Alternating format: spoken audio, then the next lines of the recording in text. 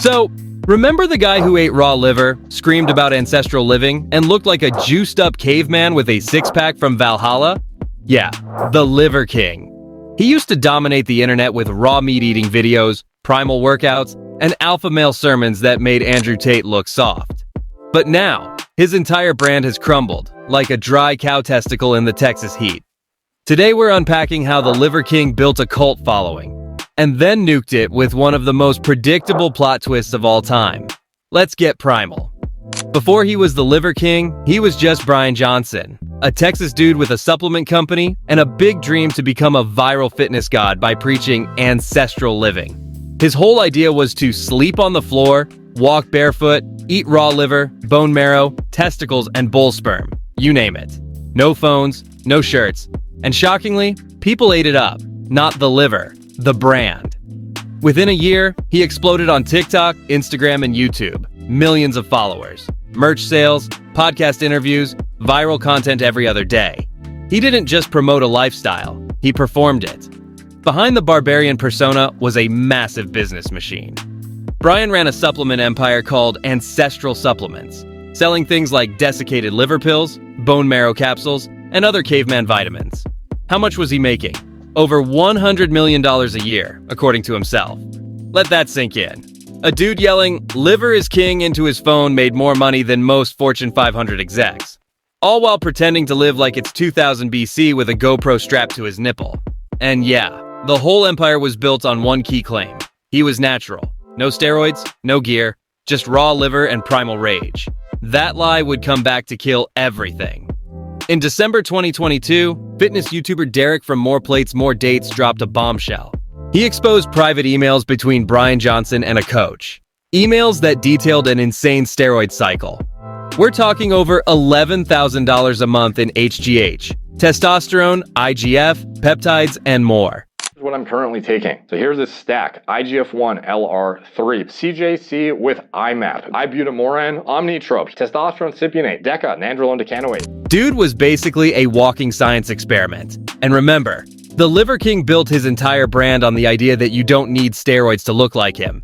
Just raw meat and discipline. This wasn't just a scandal, it was a betrayal. Fans felt scammed. Fitness influencers went nuclear. Everyone who had doubted him suddenly had receipts. The Primal King was exposed as a pharma prince. Him saying that's a massive switch from just a few months ago where he was previously calling anyone calling him out subprimal. But essentially, it seems like things have slowly gone downhill from here since this all happened. His companies were sued for $25 million for deceptive marketing due to his steroid controversy. So how did the Liver King respond? With a shirtless apology video, of course, filmed in his mansion with somber music.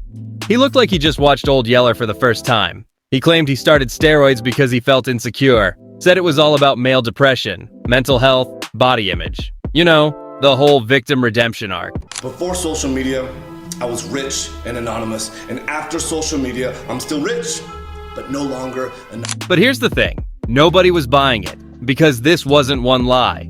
It was years of fake natty marketing, gaslighting critics, mocking soft men, and selling supplements based on a lie. And now that the house of cards collapsed, he suddenly felt the guilt? Too little, way too late. Just when it seemed Liver King had peaked in cringe, things went nuclear. Brian Johnson posted a series of bizarre, shirtless Instagram rants, flashing gold guns and wearing a wolf pelt, publicly challenging Joe Rogan to a fight. Coming to Joe Rogan's town, Austin. I was here before you, Joe Rogan. It's Texas, that's my home. This week you probably might need to worry about me. Probably need to worry about Joe Rogan more. You've never come across something like this. Willing to die, hoping that you'll choke me out all week, Joe Rogan. So when I'm like, hey, anybody know my name? Liver King. Who am I fighting? Joe Rogan. This wasn't stunt marketing. It triggered a full-blown legal showdown. Rogan, who had never interacted with Johnson, alerted the authorities, calling him significantly unstable and warning he might have serious drug issues. Austin police arrested Johnson at the Four Seasons, booked him for making a terroristic threat, and he was released on bond with strict conditions. Stay away from Rogan, undergo a mental health evaluation, and avoid firearms. Rogan has since publicly stated he'd never let Liver King on his podcast and made it clear. He's not interested in being part of the drama. He's genuinely concerned about Johnson's mental state. One of them came up to me in Vegas. Oh, really? Yeah, one of my security guards stopped him. He was like, I'm a producer for the Liver King. I'm like, what the fuck do you produce? What are you producing? Like, how many UFC events did he try and kind of like cozy up? He was front row at one of my shows in Vegas. Oh, damn. At the MGM. And then I saw him again at the Canelo fight. He was trying really hard to get on the podcast. And he's been trying really hard to get on now. He contacted a few friends of mine. Yeah, he told me he's trying to get on. Yeah, for what? For what? Say that more? Like, come on, this is dumb, man. This is a fucking, you ran a con game and you got busted. Yeah. And it's unfortunate that you feel terrible. I'm sorry you feel bad, because that's just what happens when you get caught. The fitness icon who shouted about ancestral living now looks like a danger to himself and others. After this all drama, Liver King went radio silent for a while.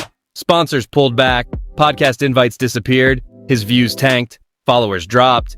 He went from being everywhere to barely relevant. Even his own fans turned on him. And fitness YouTube, they feasted on him.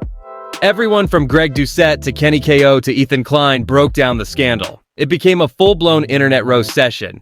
And the more Liver King tried to defend himself, the worse it got. His primal image wasn't just bruised, it was crushed. The real issue wasn't the steroids, it was the hypocrisy. This guy shamed modern men for being weak, lazy, or reliant on technology, all while injecting himself with synthetic hormones every week. He said ancestral living was enough, yet he needed $11,000 a month in Big Pharma to maintain his image. He manipulated vulnerable men, guys struggling with their self-worth, bodies, and identity, into thinking they just weren't primal enough. That's what made this whole thing gross. It was fraud dressed up as teaching. So what happened to the Liver King? Well, he's still trying. He's back posting content. Still shirtless. Still eating testicles. Still yelling into the void.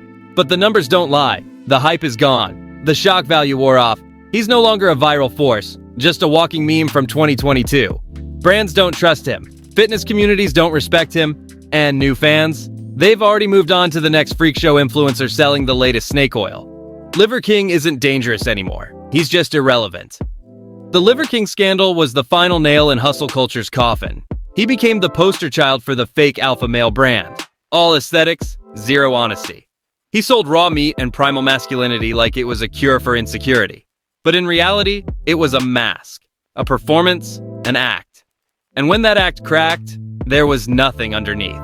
No wisdom, no authenticity, just needles, marketing scripts, and liver burps. So, what do you think? Was Liver King just another fake guru chasing attention? Or do you think his apology was sincere? Drop your thoughts below. Like and subscribe for more brutal breakdowns of the internet's biggest frauds, meltdowns, and viral personalities. And if anyone offers you bull testicles to fix your hormones, maybe just walk away.